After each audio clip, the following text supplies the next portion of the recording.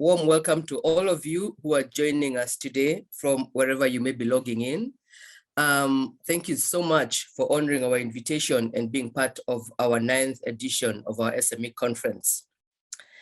Allow me to start my welcome by reflecting on a young female farmer who we shall call Mwikali. So Mwikali is a 28-year-old smallholder farmer, but with big food production dreams.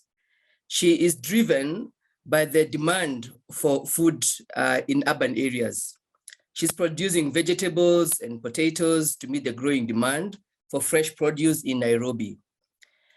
Fortunately, she's able to supply directly to hotels and restaurants, and thereby bypassing the middleman, who is often a nuisance. Mwikali is happy to keep city consumers well fed, but she wants a slice of the Africa food market. She has heard about the Africa Continental Free Trade Area, and she wonders if this could just be it in terms of reaching out to the Africa market.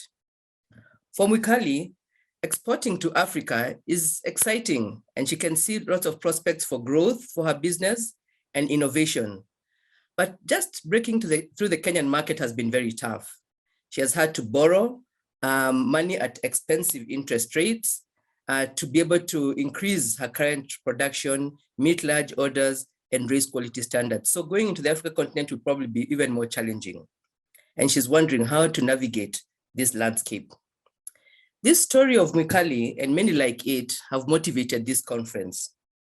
In addition, when we look back at 2020 and we think about the COVID-19 pandemic, it exposed the weaknesses of our current food systems as we closed our borders during the lockdowns and there was constrained food imports and exports. But despite the challenges we experienced, the Kenyan farmer continued to feed the masses and we have weathered the storm.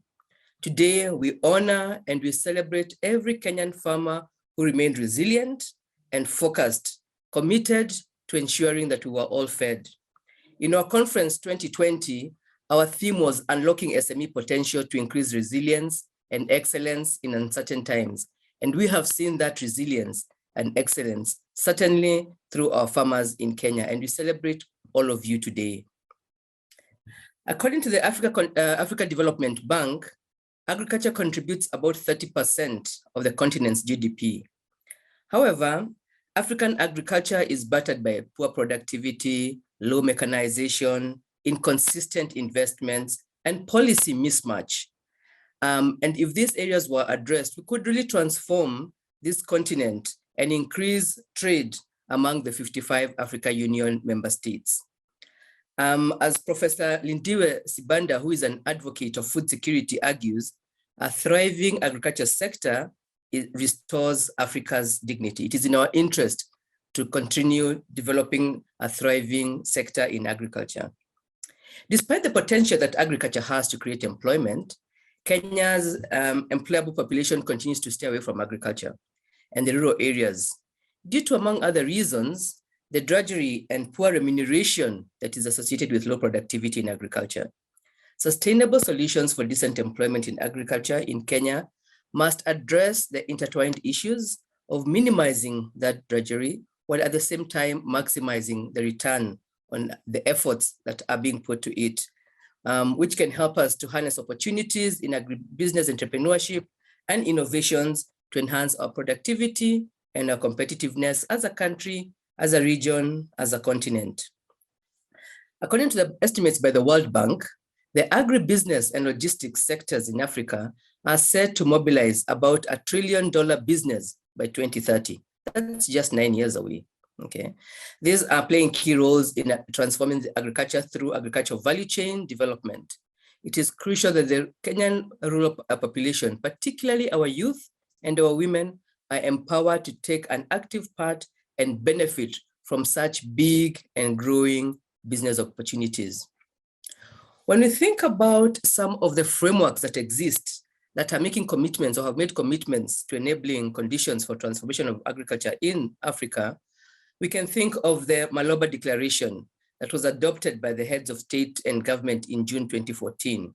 And this declaration was titled Accelerated Agricultural Growth and Transformation for Shared Prosperity and Improved Livelihoods. This declaration seeks to pursue an inclusive agricultural growth and transformation process. And to this end, it's committed to creating jobs and in the agricultural value chains and to support and facilitate preferential entry and participation in gainful and attractive agribusiness opportunities. It reaffirms the political leadership's resolve towards ensuring deliberate and targeted public support that all segments of the population must participate and directly benefit from the growth and transformation of the agribusiness sector. In Kenya, we have the Youth in Agribusiness Strategy 2018-2022 that seeks to position the youth at the forefront of agricultural growth and transformation. And in this conference, we will hear from the youth in each of our panels on what the role that they're playing and how they see themselves transforming our agricultural sector and agribusiness specifically. Finally, Kenya's National Agribusiness Strategy proposed concrete and strategic actions to enable Kenya's resourceful agribusiness entrepreneurs to take opportunities at the local, national, regional, and international markets. This includes systems and structures that are needed to bring a dynamic and competitive agribusiness sector in Kenya and in the continent. Agriculture needs an ecosystem approach in order to grow. In this conference, we have taken this ecosystem approach and we are addressing 5 key themes. The first theme we're looking at is digital innovations and technology to overcome some of the agricultural value chain related constraints. This entails looking at technological solutions that support agriculture related innovations, modern production technologies, as well as promotion of networking within the value chains. Smart farming, which embraces the technologies and systems that improve the efficiencies of the movement of goods, utilization of big data, and other information analytics to improve efficiency, mapping demand, and connecting demand and supply provide interesting and exciting prospects for Africa. We will hear more from the panel on the digital innovations and technology.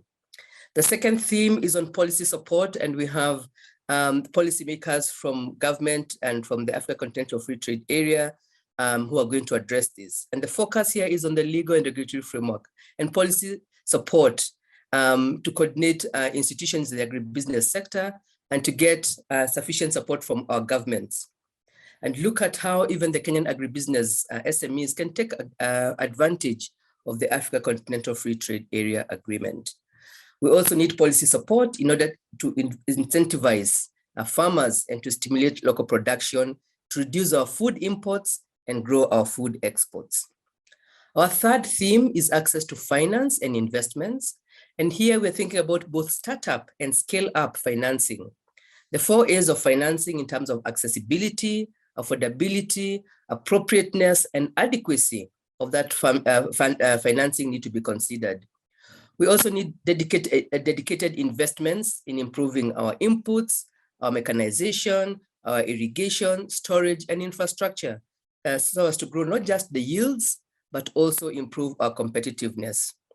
The rising urbanization and our growing middle class is increasing spending in fresh produce, dairy, meat products, processed foods, beverages. The list is endless. And there is a lot that we're able to get in terms of growth in this area. The private sector must play its role in tapping into Africa's agricultural productivity and potential by solving some of our challenges through facilitating flexible financing to our agripreneurs to improve and grow their businesses. The fourth theme we're looking at is access to markets. And here we're looking at timely, adequate, and accurate access to market information to enable us to access markets regionally, nationally, and internationally. But also looking at aspects of quality standards and certification so as to grow our exports of food and agricultural products outside of our region as well and our continent. And the fifth theme is education and training with a focus on diversity of skills and competencies that are required to grow and develop agribusiness. Access to mentors, business coaches, business counselors to enable the businesses to grow, to scale up, and to form viable business partnerships is going to continue to be critical. And at the national level, it is important to value and embed agribusiness entrepreneurship education into our curriculum. This helps to build a critical mass of individuals who are able and willing to engage in agripreneurship, and it presents it as a viable career option for our youth, so that this sector can continue to grow and to thrive. Today, we welcome all of you, our panelists, from both the public and the private sectors. At this conference, we will hear from the Ministry of Agriculture, Livestock, Fisheries, and Cooperatives. We'll also hear from the Africa Continental Free Trade Area Secretariat. We'll also hear from the SME Advisory Unit in the Executive Office of the President. We'll have many other panelists from the private sector who are going to be participating in various sessions, and they will be introduced to you as we go along. Thank you all very, very much for honoring our invitation, for being here with us. We look forward to a fruitful and engaging two-day workshop. Welcome once again, and may God bless you.